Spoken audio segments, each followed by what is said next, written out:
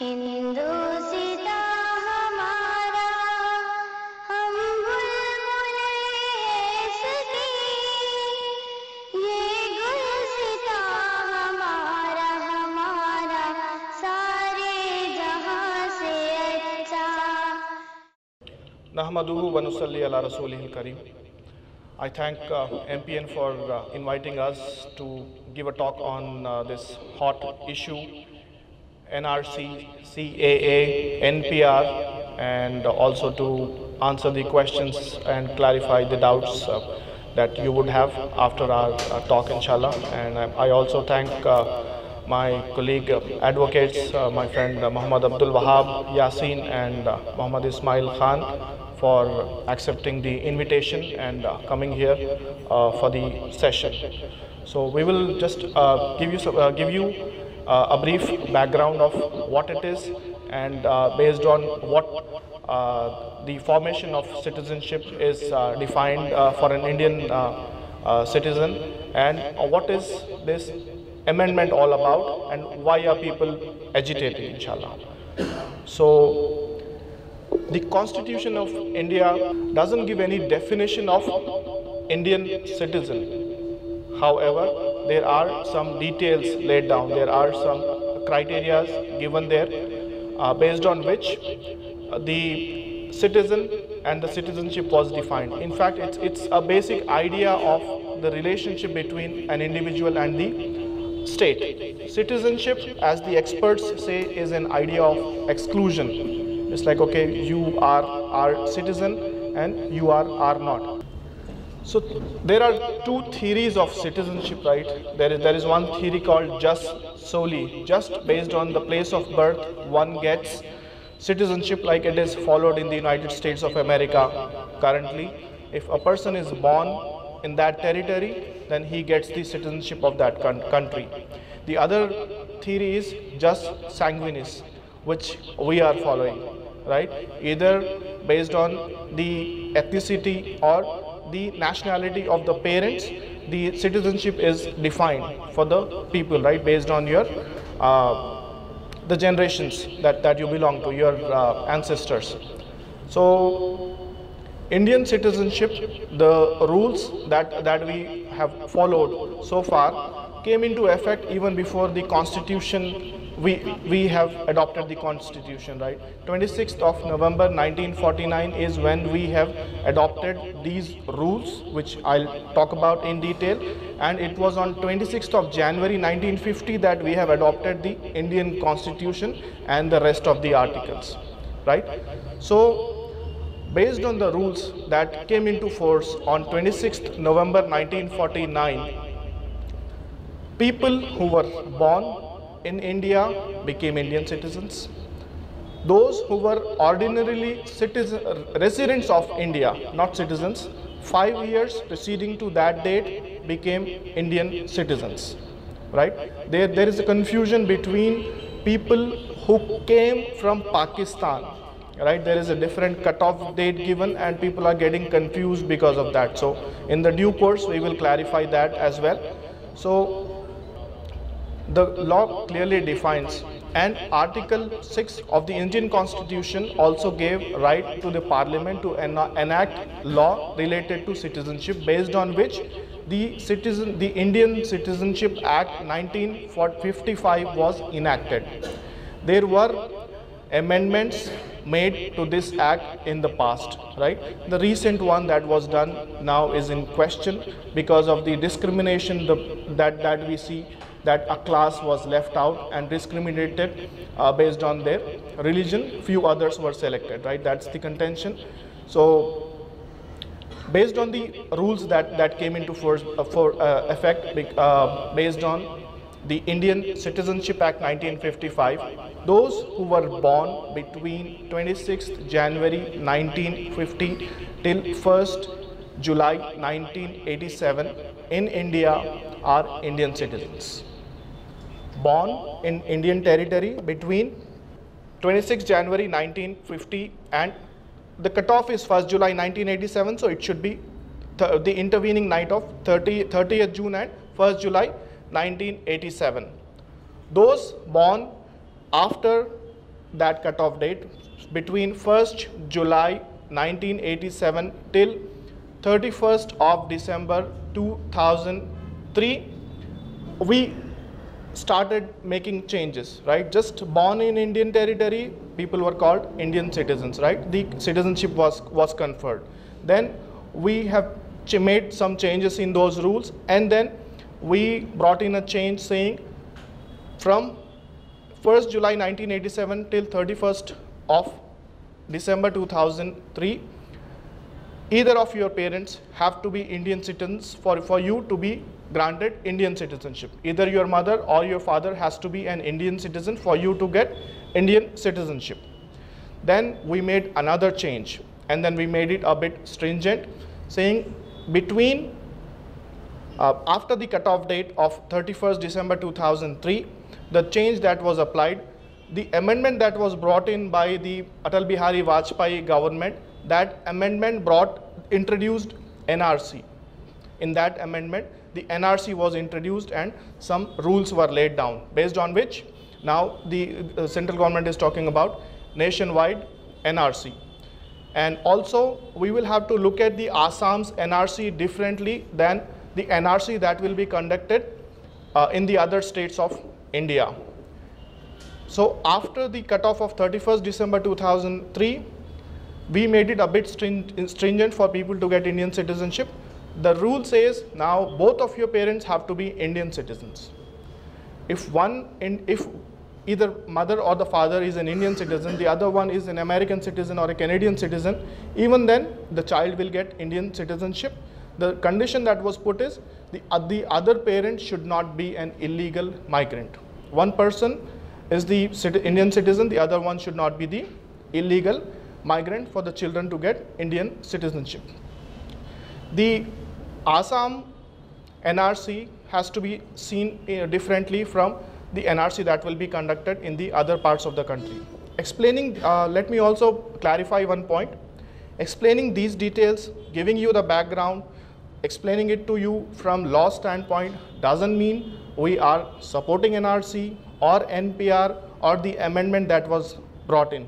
We have vocally opposed it, and we are encouraging people to take part peacefully in all the protests that are happening. If you are good at using social media, then you can raise your voice through such platforms as well. So explanation here doesn't mean that we are endorsing NRC or CAA or NPR. We have vocally opposed it, and we see it as a discriminatory law, and we see it as injustice against one community, right? This was done intentionally is what we understand, right? And we are happy to see that the people are opposing it throughout the country, irrespective of their religion, right? So Assam, the first NRC was done in Assam in the year 1951. The first NRC, it was census. Just for 2 days, they have conducted the census, and they converted that into NRC, right? It was very faulty, right? So people, the final list that was published on 31st of August 2019, the people who were left out, or let me talk about those who were included. Those who were included have their names appearing in the NRC that was conducted back in 1951, right? That will become a qualifier for you to be out of the rejection list, right? Or for you to be included in the NRC list as citizens. That was conducted in 1951. Then the other rule was your name should appear in the electoral rolls that were prepared before 24th of March 1971, right? Either your details should appear, or if you're forming a family tree, your parents, your ancestors should appear in that list. So this was the criteria for people in Assam to be included in the list. And those who are excluded, those 19 lakhs who are excluded, around 5 lakhs are Muslims, and the rest are non-Muslims. A false narrative was created saying we have illegal migrants from Bangladesh who are in crores in India. right? This was done long back. A lot of people belonging to the right-wing political parties, they were talking about it, saying that we have a lot of illegal migrants in India and whose population is in crores. And that was the expected result. They were expecting that maybe 1 crore or 2 crore or maybe more than that Muslims will be excluded in the Assam NRC list. And I salute those NGOs who have helped those poor people in Assam to build their documentation, to complete their documentation and to file it in the with the appropriate and the competent authorities. It's only 5 lakhs who are left out of which, again, if we talk about the entire 19 lakhs list, we hear about a lot of people whose family members have been included and only one person from the family is left out. So when the tribunal is hearing that matter, we are hopeful that they will be included based on the family members' inclusion in the list. So this number is going to reduce further out of these 19 lakhs. Now through the amendment that was brought in, the CAA that was brought in, it was just to safeguard those non-Muslims who were left out. The result came against the expectation of the central government and the state government. They were not expecting these many non-Muslims to be excluded from the list, final list that was published. So just to safeguard their interests, they have brought in an amendment including Hindus, Sikhs, Christians, Buddhists, Jains and Parsis from the neighboring countries, Bangladesh, Pakistan and Afghanistan. Only thing they need to prove is that they were in India before 31st December 2014. This again is illogical. They say because these minorities are persecuted in neighboring countries, this again is illogical. Why are you leaving people who are being persecuted from 1st January 2015? Are you saying that the persecution in the neighboring countries has stopped from 1st January 2015? That again is illogical. And to say that people from Bangladesh and other countries where they are majority, they left their own country and came to Assam to become a minority, to become vulnerable, to get affected, impacted during riots which have happened. We know of numerous riots that took place, and we also know who takes the brunt, right? So now, without any data, they are talking about this. They do not know how many were persecuted, what data do they have, what have they done on a diplomatic level with these countries to stop the persecution of the minorities in these countries. And the people who are talking are responsible for the demolition of Babri Masjid. They are responsible for 2002 Gujarat riots. They are responsible for Muzaffarnagar riots. And we see the list goes on. Their MLAs like Kuldeep Singh Sengar are given a free hand to attack the victim. The family members are killed. The lawyer, I think, is almost on the deathbed. So these are the people who are talking about justice to the minorities of some other countries. They have, the world sees how they have dealt with their minorities, and history is witness to that. We have seen all these. Now, the reason this amendment is opposed is because this is setting a wrong precedent. This will become a bad example to be followed in case not opposed today. Religion has never been the basis of any law that was enacted in the history of independent India. Or if I am not wrong, even before that, religion was never the basis for enacting any law, right? Classification, reasonable classification can be done. People based on their backwardness, people based on the data, if you have data that, okay, women were not included in the mainstream, they were not given opportunities in education, they were not given opportunities in the job sector, then with data, if you are going for some reservation, then it makes sense. If you are selecting few people based on their category, if like we have SCs, the scheduled castes, scheduled tribes that we have, for them there is a reservation. For them the passing marks are different than the OCs and other castes, right? For them there is a reservation in the education system, for them there is a reservation in jobs.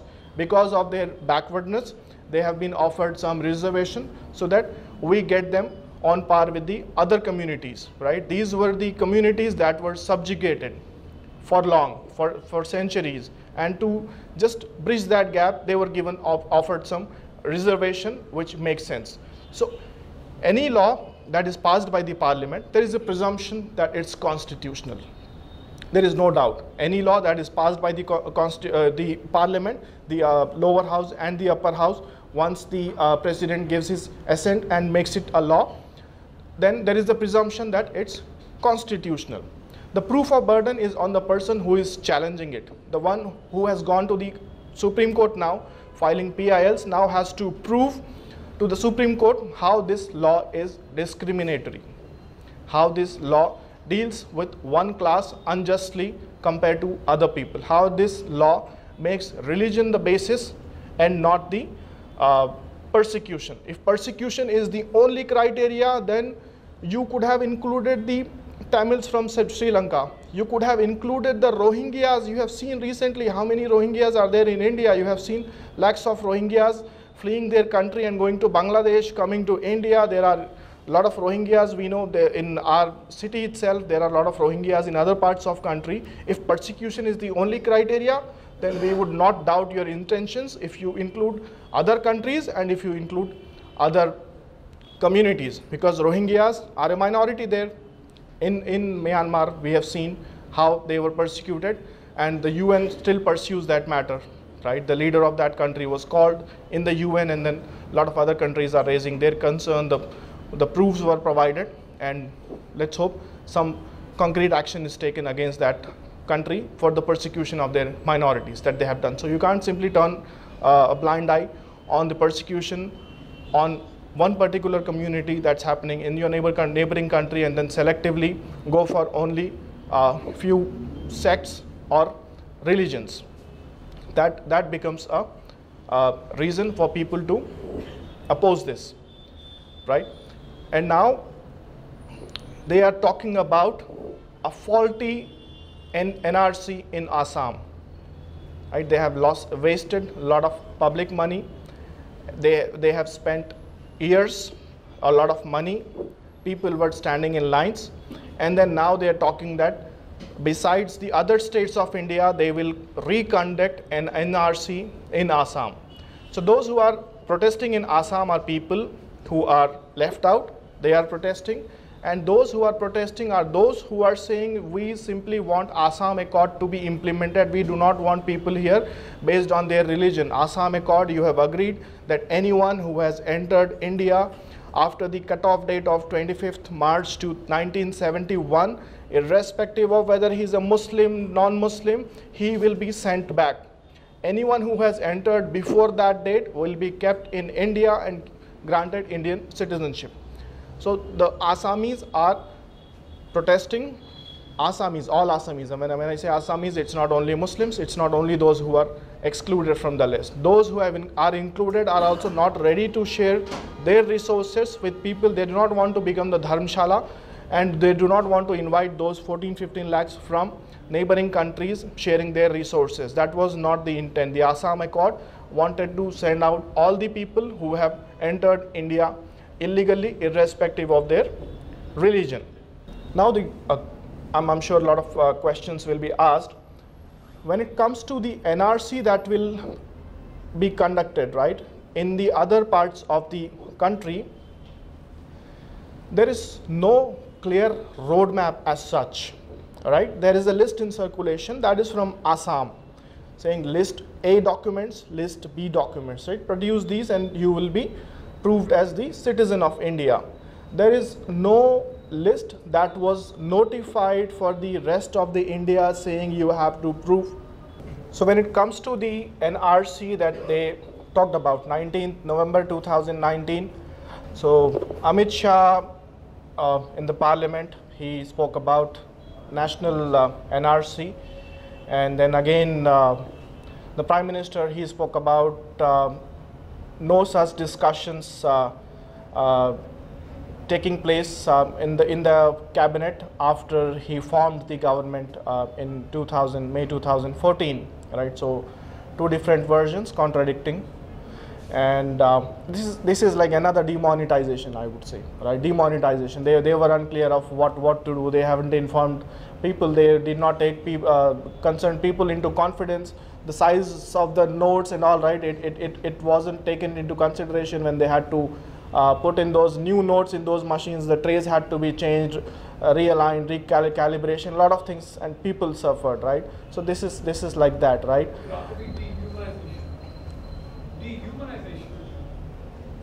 Yeah, the conditions of people who will be proclaimed foreigners because they are unable to prove their citizenship will be very pathetic. Yeah, they are talking in newspapers. It's very good to see that they will be given medical facilities. They will be given the detention center will have a lot of things that a human being requires.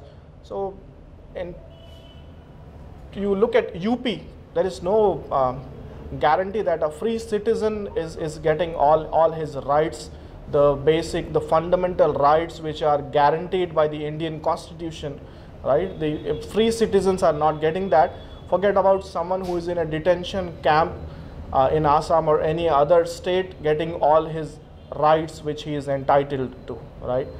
So again, there is a confusion there. There are detention centers in Assam, but none of the people who were left out from the list that was published on 31st August 2019 are put in those detention camps. They are now fighting their cases in the tribunals. Once a tribunal proclaims someone as a foreigner, that is when a person will be put in the detention camp, right? It's a secured area. When I spoke to someone I know from Assam, that person said it's a secured area, looks like an open jail. There are no barracks and all, right? It's an open jail. Still, your liberty is curtailed, right? Sone ka bhi pinjra hi hai, theek hai? Nobody would want to go and sit in a golden cage as well, right? So that is the problem. You mean to say no one has been to the detention? There are people who are captured as suspects, and they are asked to prove their citizenship with documents. If they are not able to, cases are filed. They are taken to tribunals. There, if they lose their fight, right? If they are not able to prove themselves as Indian citizens, the tribunal proclaims that okay, this person is a foreigner. That is when they are taken to detention camps, right? Interviews with anyone who came out of the detention camps?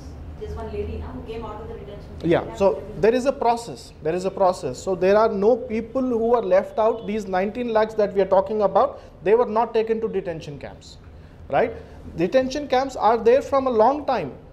They weren't constructed recently, right? Even during the term of the previous chief minister of Assam, right? He said that Modi is lying because the central government funded a detention center in Assam. When Narendra Modi says there are no detention centers in Assam, then he is lying because central government funded a detention center. So even before that, there were detention centers that were built and people are kept there, right? But that's a different process that is followed. So from this list, people are not in detention centers yet. They aren't ready, right? And the 19 lakhs is a big number.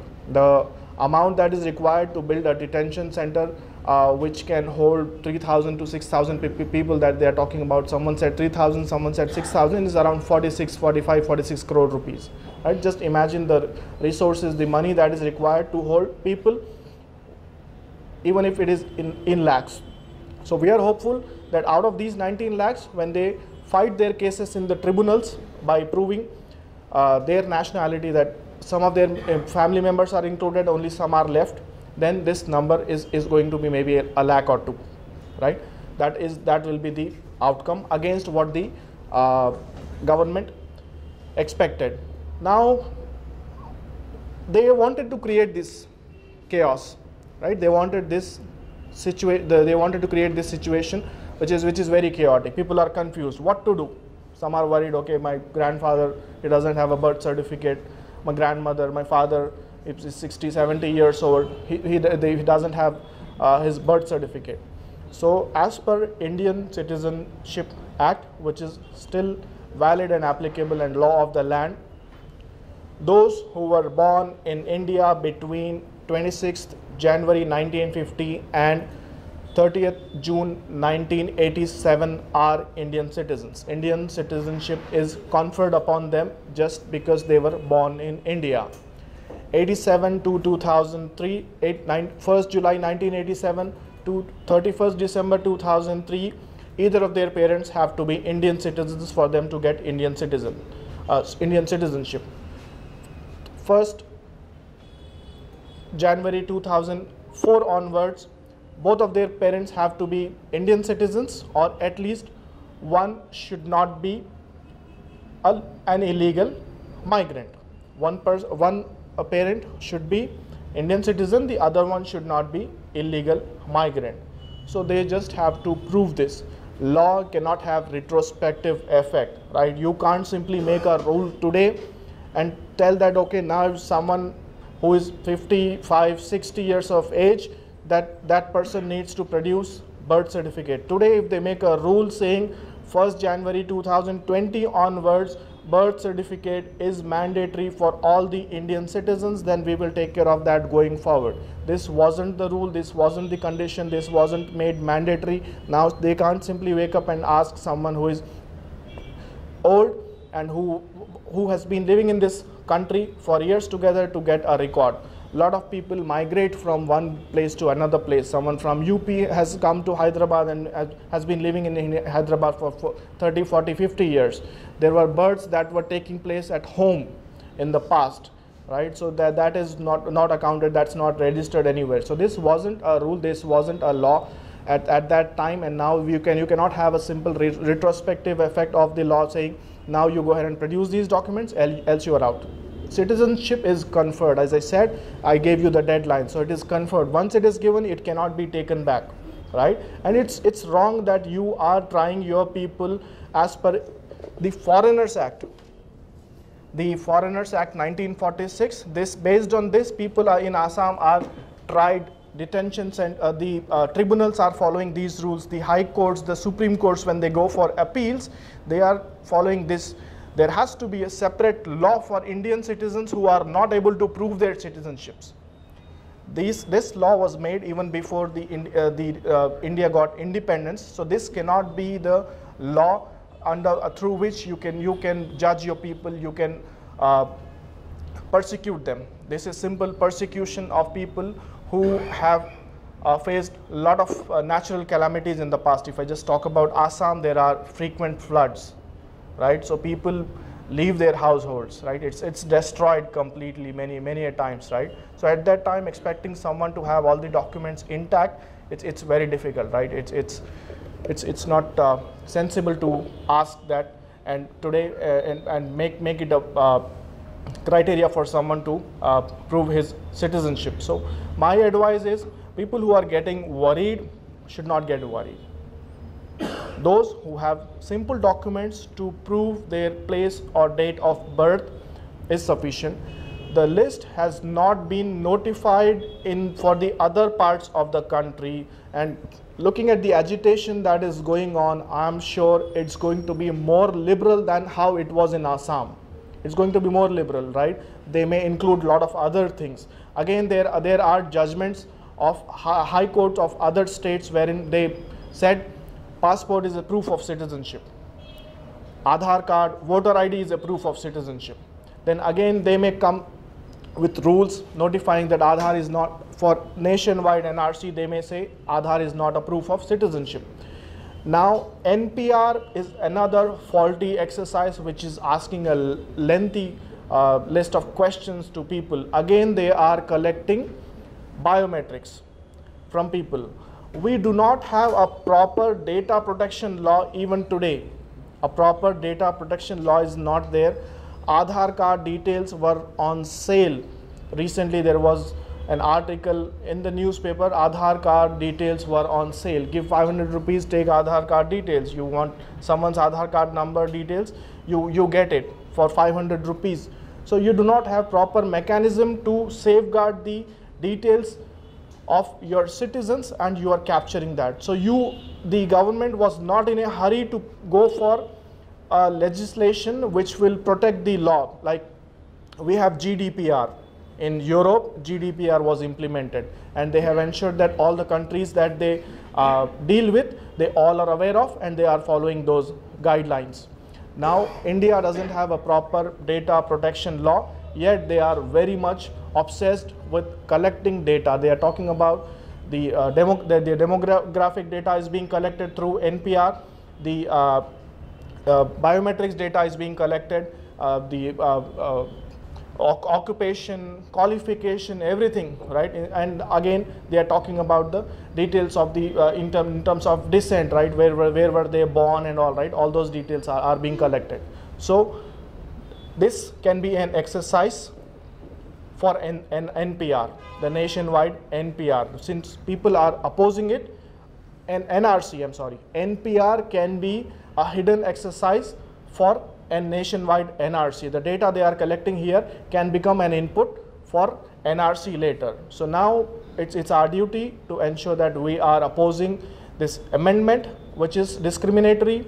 We are opposing NRC, we are nationwide NRC, and we are opposing NPR, right? And it will be an achievement as a community if we are able to come to a consensus and decide that we all will oppose this exercise and we will not give our data, right? We will not submit our documents, we will not give it. I know a lot of activists even today, whether Muslims or non-Muslims, even today they do not have their Aadhaar cards. They see it as an infringement to their right to privacy, that their biometric data is being collected by the government and stored and sold for 500 rupees, right? So that's difficult. A lot of people have not made their Aadhaar card, right? Also, let's not connect this exercise with all the documents that you would need to live a normal life. To open a bank account, you would need a PAN card, right? Otherwise, you will not be able to do transaction beyond 49,999, right? Again, they'll ask for. They will block your account. They'll not let you deposit or withdraw amount beyond a certain limit. Many banks are not even opening accounts without PAN card. To go for Hajj Umrah, you need passport, right? To vote for the right candidate and for the right party, you would need voter ID card, right? So do not link this with proper documentation. If you have minor mistakes, then I think it's okay, you can rectify that. And if you have minor mistakes in your voter ID, that you can rectify. But after 20-30 years, you realize that there is a problem in your SSC memo name, then it's a difficult and lengthy process to be followed before you can get that corrected. So please do not fall in the trap of these so-called agents who would come and say that, okay, I'll get everything corrected, give me money, right?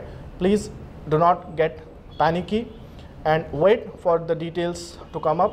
Keep opposing it so that it doesn't happen at all, right? Why go for it, then go for rectification, then again there will be a lot of people who will be victimized, and then who will have to fight their cases in those tribunals, in the High Court and Supreme Court. Just imagine how many people will have resources to be doing that, right? With that, I will conclude my talk, and inshallah after the other sessions, if there is if time permits, we will go for a Q&A session. Jazakallah khair.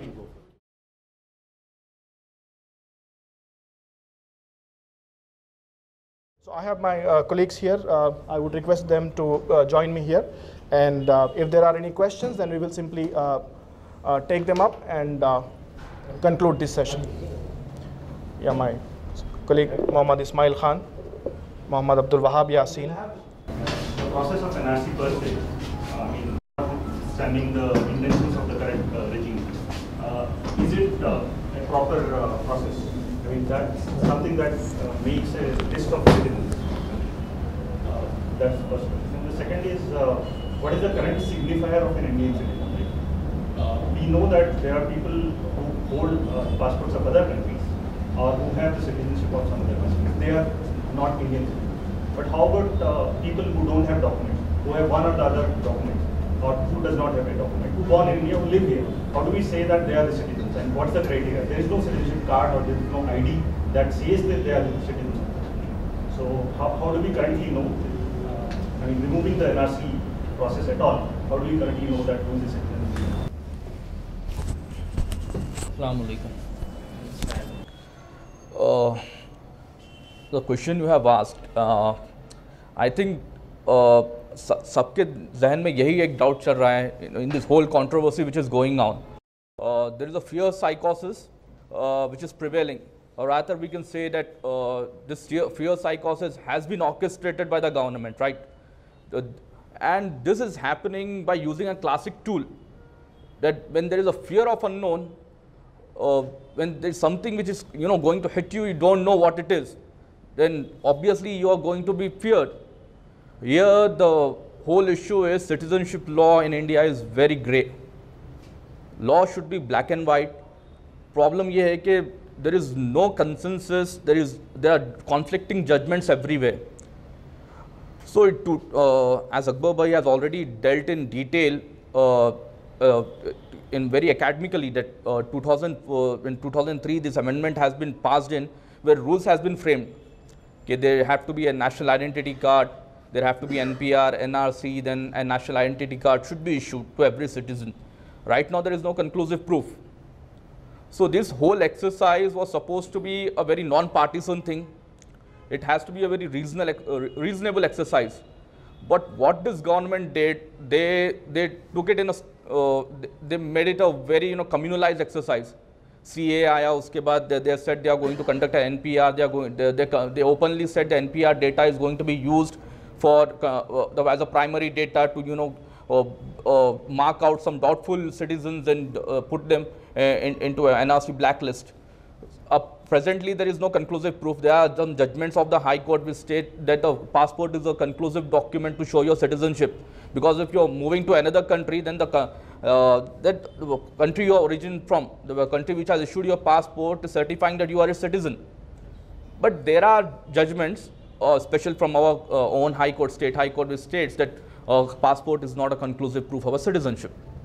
So the government has designed back in 2003 that there should be a national identity card, that which, and when Aadhaar was getting implemented, everyone thought that Aadhaar is going to be a conclusive proof of this thing. But it is what not happened. Right now, अपने पास कोई ऐसा document नहीं है which shows that to conclusively prove that you are a citizen. So this exercise was to be happened 10 years back, but अब तक ये नहीं हुआ, and right now they are creating a fear psychosis ये exercise को लेकर. तो अभी मेरे हिसाब से जब NPR होगा तो there is NRC को हम लोग जो protest करके रोकना चाह रहे हैं, लेकिन NRC को as a law you have to amend the 2003 Amendment Act, उसमें जो arbitrary power surveyor को दिए गए हैं वगैरह. अब presently एक बात आप सब लोग समझिए कि when you are opposing NRC, it should be not a complete opposition. Your opposition should be that the law should not be partisan and it should not be communalized. उसके अंदर reasonability रहना चाहिए law के अंदर कि आपको और ये when a law is made in the parliament, judiciary passes, there is a check and balance system in India. When legislative or the parliament, state legislatures or the parliament drafts a law, passes it, makes an act, the Supreme Court के पास powers है, the Supreme Court has a judicial review power. They make sure that the law जो constitutionality के test हैं उस पर खरा उतरे. और the main test is कि the part 3 of the constitution, part 3 is the fundamental right, जो basic हुकूक आपको जो constitution में दिए गए हैं उसके खिलाफ वर्जी नहीं होनी चाहिए, and the law should not be arbitrary. It's a basic principle, law should not be arbitrary. तो कल के दिन NRC में rules भी frame किए गए थे, 50 साल पुराना document लेके आकर दिखाइए, that is not going to hold ground. आपको अगर आप जो भी documentation आपका होने वाला है, that is going to be reasonable. अगर आप reasonable documents आपको नहीं वो लोग frame करेंगे तो you can always going to approach the court. But right now there is a very gray area in this regard, and that need to be addressed. First question is, in the state that we're living in, Telangana, is NPR going to be implemented? Because many states are also saying, or there have been statements given by chief ministers of those states that they will also not implement NPR. And the deadline of NPR is April 2020 is what we are coming to know. To start. It starts on 1st April 2020, ends by 30th September. So my first question is whether Telangana has taken a stance on that or not from the government's side. Second question, let us say NPR is implemented. Already there is a lot of talk that NPR is going to be first step towards NRC. So whatever documents you have to submit in the NPR, first of all there is confusion about how that NPR is going to be implemented. Whether there is a person or a team who is going to come door to door, or we'll have to submit it online, all the documents voluntarily. There's no clarity on that. But let us say that is implemented. We are supposed to submit documents. What documents are supposed to be submitted? Right now in your talk you said that the list that is being circulated is only Assam's list. What list is still not clear.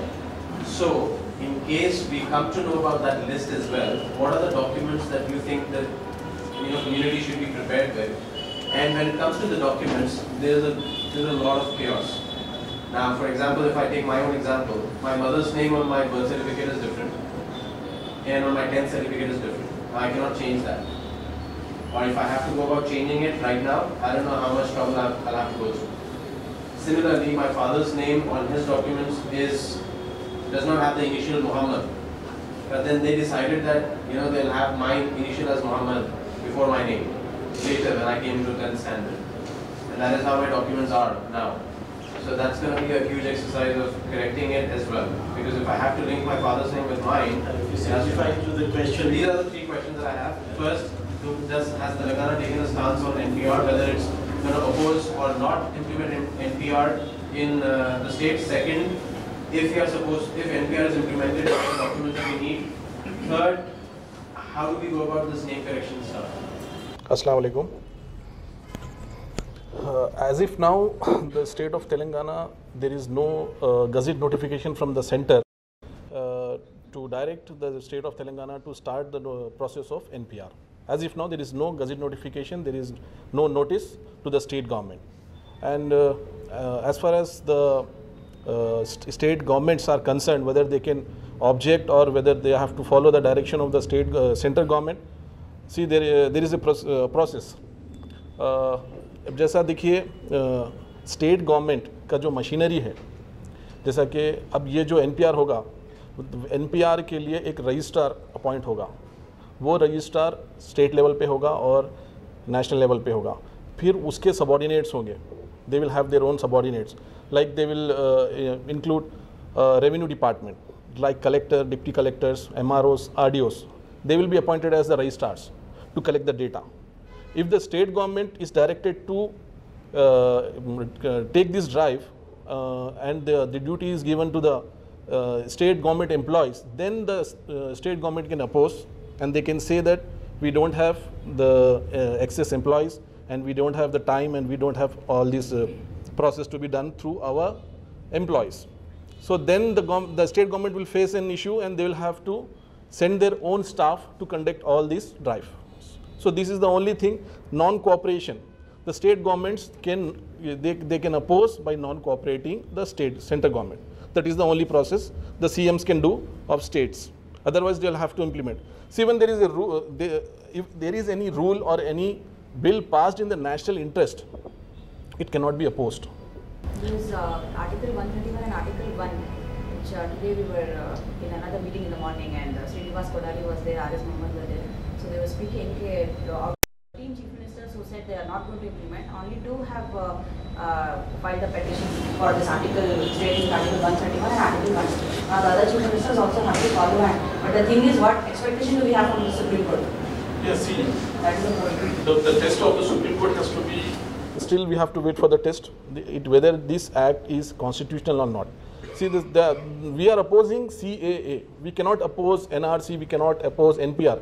See, when there is a census, it has to be done in India because it is for the welfare of the country. And if it is for the welfare of the country, we cannot oppose it.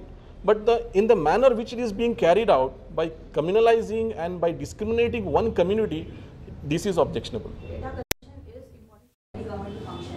And when you say that when the NPR they come to that opposing them, it can even harm us because our data has to be there to the reservations. But there has to be some liberty, like the brother said. There are a lot of errors in his mark sheet and his names of father's name and mother's name.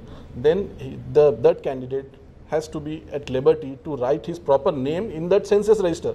See, like in every 10 years there is a census in the country. In every 10 years, the people come to your door, they'll collect your data. There is no hard and fast rule to submit what kind of document has to be submitted by the candidate. We can submit any proper document which we have, like passport. We can submit our passport, we can submit our ration card, we can submit our Aadhaar card. Now they are restricting us to submit the proper documents which we are unaware of. Right now we are unaware of what documents we have to submit, and in that dilemma we are in panic state. Census is something different and NPR is different. Right? So census is, they used to come and write the name, how many people are there, what are their ages, and that's it. Right? Those are for residents. Residents, yeah. So, but NPR is something which they are asking for documents, and as well as, we need to prove, and they can write it as whether they have a doubt on this person or not. And for example, that's how it is. Both are from different law. Yeah, they both are from different law. So, in this case, I mean, why can't we, as you said, we can't go against it, or we can't file a PIL against it. Can't we do that? नहीं, देखिए already 20 PILs file हो चुके हैं, उसकी constitutionality को challenge किया गया है और वो ऑलरेडी PILs फाइल हो चुके हैं. अगर वो लोग सही फाइट करेंगे, देखिए ये जो लॉ आया है CAA, यही प्रॉब्लमेटिक है. इसलिए प्रॉब्लमेटिक है, देखिए अब 19 लाख लोग जो आसाम में एक्सक्लूड हुए हैं रजिस्टर से, 14 लाख जो नॉन मुस्लिम्स हैं, जो 6 कम्युनिटीज़ को बिलोंग करते हैं, उनको CAA के ज़रिए से रजिस्टर में इंक्लूड किया जाएगा और सिर्फ मुस्लिम्स को ट्राइब्यूनल्स को भगाया जाएगा, हाई कोर्ट और सुप्रीम कोर्ट को भगाया जाएगा, और नहीं तो फिर वो डिटेंशन सेंटर्स में डाले जाएंगे. तो ये जो डिस्क्रिमिनेशन है बेस्ड ऑन रिलीजन, ये डिस्क्रिमिनेशन की बेसिस पे कभी भी 70 ईयर्स में इंडिया में कोई लॉ नहीं बना. ये पहली बार रिलीजन के बेसिस पे ये लॉ बना है. उनको अंदर ले लेंगे, हमको कोर्ट्स को भिजाएंगे, हमको डिटेंशन सेंटर में डालेंगे. तो इसीलिए हमको इसके लिए प्रोटेस्ट करना है. देखिए इसको तो पहले तो रोकना है, सबसे पहली चीज़ इसको रोकना है. ये होने नहीं देना है, ना NPR, ना NRC, ना CAA, जब तक का गवर्नमेंट का इंटेंशन क्लियर ना हो और गवर्नमेंट जो है सो आसान रूल्स ना फ्रेम करे जिस तरीके से सेंसस में होता है. तो उस टाइम तक हमको इसको प्रोटेस्ट करना है, इसको सपोर्ट करना नहीं है. तो हमारा मकसद जो है, हम तो यही समझा रहे हैं, जहाँ पर भी हम प्रोग्राम्स कर रहे हैं, हम यही बता रहे हैं कि ये वॉयलेटिव है, डिस्क्रिमिनेटरी है. मुसलमान को ये डिटेंशन सेंटर में या कोर्ट को भी जाएगा और वकील के ज़रिए से केसेस लड़ना पड़ेगा आपको, और सुप्रीम कोर्ट, हाई कोर्ट तक जाने के लिए हर मुसलमान एफर्ट नहीं कर सकेगा एडवोकेट को. तो ये हमको परेशानी में डालने के लिए बनाया जा रहा है. इसके लिए हमको प्रोटेस्ट करना है, हमको रोड पे आना है, हमको PILs फाइल करना है. हर तरीके से जो पीसफुल प्रोटेस्ट होगा उसमें हमको हिस्सा लेना है. कलेक्टिवली इसका एक रोड मैप बनाकर, एक जॉइंट एक्शन कमेटी बनाकर, एक मास लेवल पे इसका प्रोटेस्ट करना ज़रूरी है. Assuming that NPR is in place, we can have the question in offline. Just one question. Because they are getting late actually, delayed. I'll take your request. On offline, they are available here. So we'll move to the next session. Okay. In the time permits, we'll come back again on the question answer. Of course, I agree that it's a very hot topic and a lot of questions with you. Just park your questions for some time. Let's have some next session. And again, we'll have a question answer. So one thing, do we have the formats of all these three forms or whatever is available? NPR or NRC? Yes, for Assam, for other states, there is no list that has been notified by the government yet. I don't know. We are not able to see the format what they want. Without that, we are not. That is, they wanted to create such situation. They wanted you to be in this situation. They wanted to create this chaos, right? They wanted to do this. That's what I said. Demonetization. It was unplanned. They will do it. Why do we invite disaster? Why do we ask for the forms? We say drop it. Drop it completely. We will say drop it completely. If not, then we will see what needs to be done. There are certain things which we can do. We see, as census, they spoke about census. Census is done based on Census Act 1948, right? Again, in the other states that they're talking about NPR will be enumeration. Someone will come at your doorstep, knock, record your details and go. Unlike it happened in Assam, People had to go apply out of their own interest, out of their own fear. They had to go stand in lines and show those documents, right, before the authorities. That was required. But in the other states, at least NPR, they talk about it will be enumeration like it happens in census. Like my friend said, not everything can be opposed, right? If the government comes up with a plan to issue national identity card, like based on the amendment they brought in 2003, right? The only one word that helped them keep this exercise pending for all this while is the term that was used, may. The amendment that was brought in at that time said the central government may create a register of all the citizens, right? I'm not quoting verbatim, just based on what my understanding, for layman's understanding, I'm just saying that, may. So that became the discretion of the government to either do it, do not do it, delay it, right? Had it been shall, then it would have become compulsory, and by now Manmohan Singh in his 2 terms would have completed it. And this short duration just for this hot topic, I think the time is not justified. Even if you stand at the crossroad and just shout NCR, NPR, CAA, 20 people will gather around you. So I'm sure the excitement all is because of this topic only. And as you said, there is no clarity yet. As you asked, there is no clarity. But NPR, they are saying that no document is required. They are not. For NPR, they had a list of 14 questions. Yeah. Now, maybe under pressure, they will change it, right? As we are discussing, maybe they are discussing as well. They are seeing the protests all over India. They may liberalize it. They may go ahead and make it a bit liberal compared to how it was done in Assam or how they have planned it initially. Now they are seeing this agitation. Now everyone is on the road. They are opposing it. They are saying no CAA, no NPR, no NRC. Right? So maybe they will go ahead and have an exercise. That is where, see, again there are WhatsApp messages. One message I received from a friend and he asked me to confirm its authenticity. Someone is suggesting that if 10,000 petitions are filed, the Supreme Court is bound to strike this law down. And if 1 lakh or more petitions are filed, International Court of Justice will take cognizance. I don't know under what provision that person sent that message. Someone sent it to me saying, I said, check proof with that person who sent it, right? There is no basis for that.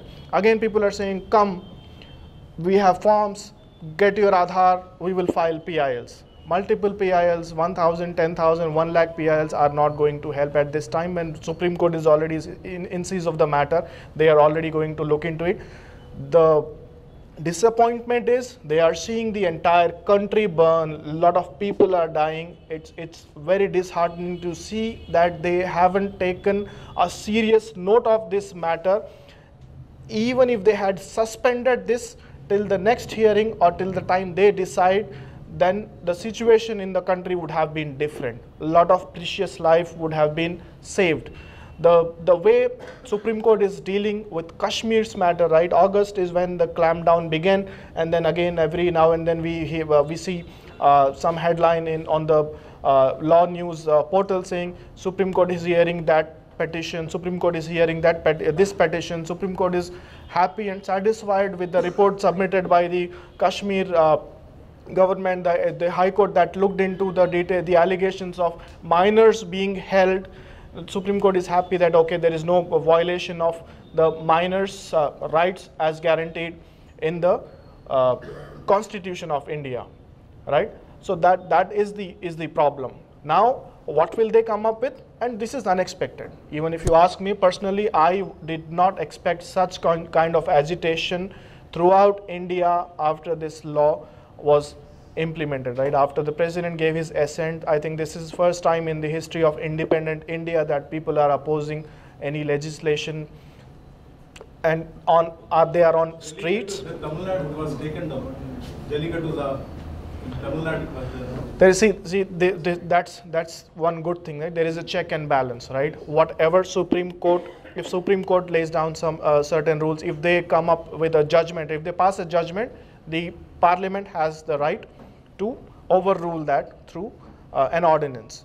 If Parliament passes any law, then we can go for judicial review so that nothing arbitrary comes into force, right? If we feel that there is something which is arbitrary, which is discriminatory, we can always approach the Supreme Court and ask for a judicial review. In the past it had happened, I'm sure you all are aware, IT Act section 66A, right? 2 girls were arrested after Bal Thackeray died, and one girl posted a message on social media, the other one liked or shared it. Both the girls were arrested. This section was challenged in the Supreme Court.